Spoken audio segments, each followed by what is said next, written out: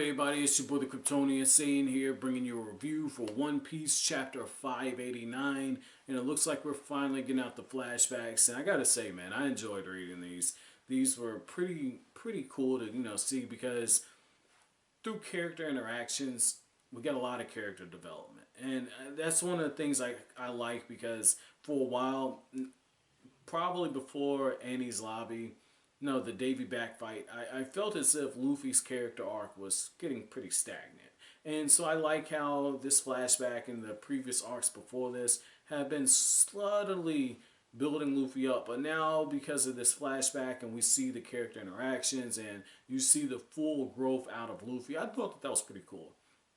I thought that was really good. And just to make further note of what I was talking about when I said language, now, think about the letter that Sabo wrote, okay? How elegant it was, and the vowel sounds and all that. Now, go back to in this chapter when Luffy says, no, no, no, no, no, no, I want to get lots and lots and lots and lots and lots and lots stronger.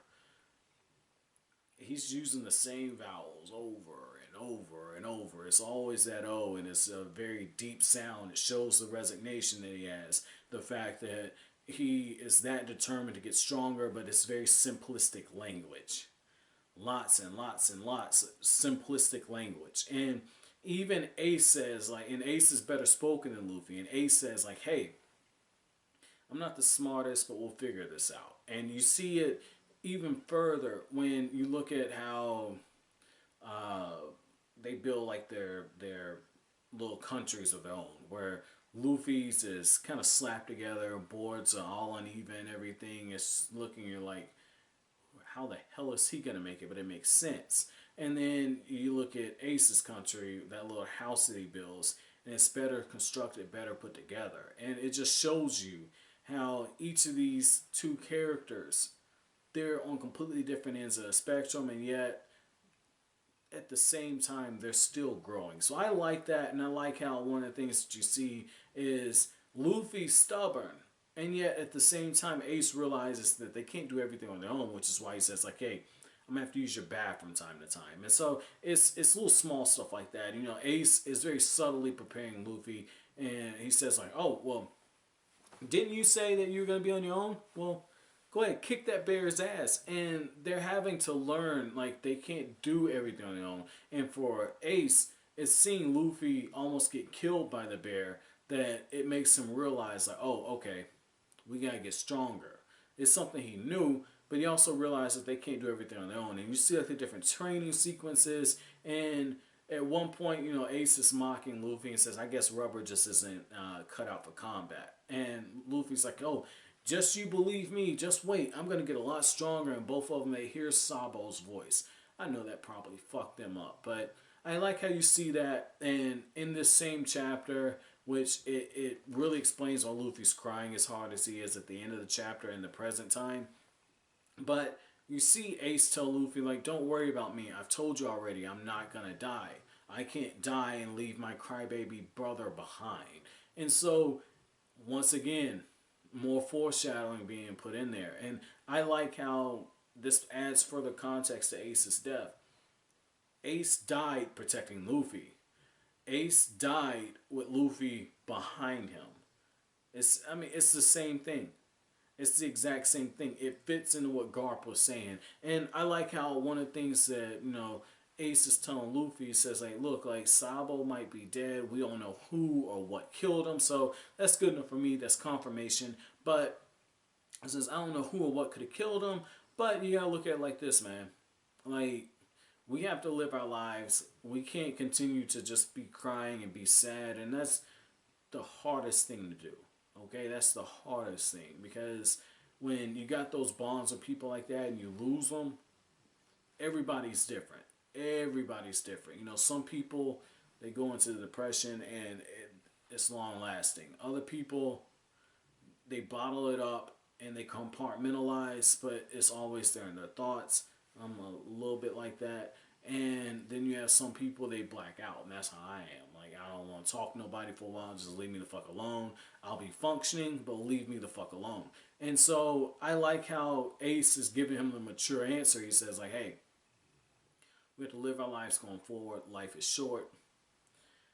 At some point, we're gonna be great pirates. We're gonna make enemies. Even Gramps is gonna be our enemy at one point because he's in the Navy. But we started down this path. Let's finish it. And you just see the montage of where they're getting bigger and stronger and they're raising all types of hell. Life is starting to go back to normal. And you see the chick in the bar that oh man, I don't know if you guys remember this. This was in chapter 1. But you see the chick in the bar, and I thought she might have been Luffy's mom.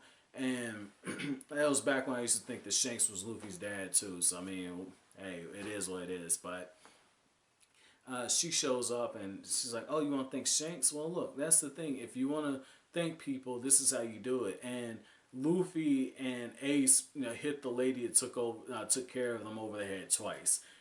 Ace is like, "Hey, I just wanted to say thank you for everything," and she just breaks down into tears. Luffy, in his own goofy way, after Ace leaves, he's like, "I don't like bandits, but hey, I like you though," and it's just like the waterworks are starting. And I like how, again, you're just seeing the growth. You're seeing the growth in these characters. That's very key with this flashback. And I like how when Luffy sees Ace set sail, he's like, "Oh wow, he sure is waving for a really long time." And then all of a sudden, the papers come, and you know that Luffy's been made aware of what Ace has been doing. He sees Ace and his pirate crew, and Luffy's like, "I won't lose to him." And as Luffy sets sail, right, one of the things that you see is Luffy's got that ragtag boat, and I remember that because he had like the paddles and everything, and then the fish or whale, whatever it was, that bit off Shanks' arm. Luffy. We see it from the perspective of the people watching and say, "Damn, he really has gotten strong."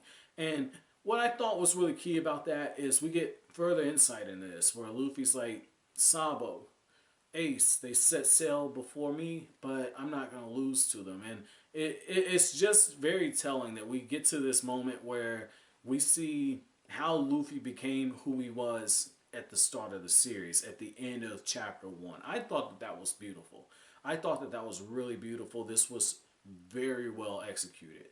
Very well executed. I love that part. And I like how the chick that runs that bar, who, if I'm not mistaken, I'm looking at this and, I know that Oda has a penchant for making boobs get a lot bigger, but I don't remember her being that well developed in chapter 1. When she was behind, I don't remember that one. When she was behind the bar, I don't remember that. So Oda just said, well, retcon. And he even alludes to it when in the SBS corner when he says like, "Yeah, I would love to have a female editor, but she would need to be very hot and she need to have really big boobs." So we know what Oda likes, and he's putting it right in there, and he says like, "Yeah, my staff is filled with perverts." So Oda didn't hide that. So I thought that, hey, it is what it is. But I like how as this transitions back to the present time, you got Jinbe and he's looking at Ace is looking at Luffy, and he says, "Me, be king of the pirates, how?" And it ties back into that flashback because Luffy says, "I want to get strong enough so there won't be anything I can't protect. There won't be anyone I can't protect." And yet Luffy's breaking down and he's saying he's too weak to be the king of the pirates, and yet it's because he's finally experienced that loss. Like, yes, with Sabo, but this is different. He actually had his brother die in his arms. So, and he died protecting him. This, like I said, how Luffy bounces back is going to be key for this. And I like how, and I hope I'm right about this, but I like how as dragons go into different places, you actually see Kuina training. Okay, and I'm still sticking to it. I think that's Tashigi. Because, you guys keep saying with the body and everything, we didn't see her get buried. We just knew she fell down the steps. And what's to say Tashigi, Kuina back then, didn't fall down those steps and hit her head so hard that you got some memory loss. But the other thing is you got the vision problem, because you can hit your head hard enough to where it fucks up your ability to see right. And so I'm wondering if that's the case. Because, again, you got Zoro and Tashigi. They have their moments. And even Zoro makes a connection. Like, she looks a lot like Kuina. She's a very talented swordsman. And it only makes sense. Like, the age matches up, if I'm not mistaken. But it only makes sense, too, in the fact that you have muscle memory. And somebody probably saw her and was like, yeah, man, she's really talented with a sword. She just needs to be trained. Oh, she's a prodigy. She's a quick learner. She was already training. So I like how you see her training and then you see Zoro back during that time. And I think it was chapter 4 of volume 1. So chapter 4 is should be where Zoro has his flashback and you see the whole thing there. And this is around the time that Zoro was training to get stronger because Kuina was whooping his ass all the time when Zoro went there and challenged the dojo master and all that. I thought that was pretty cool. And I like how Dragon is like, okay, we got our supplies, let's go. And it's very fitting that in the same chapter, albeit at different time periods, Dragon starts his journey and Luffy starts his. Granted, there's a huge time gap. There's a huge time gap, which is even more impressive in the fact that in that amount of time, Dragon's made the name for himself that he did. So I mean, that tells you. But as always, guys, if you like anything I had to say, don't forget to comment, rate, subscribe, share. Thank you so much for watching, guys. Have an awesome day.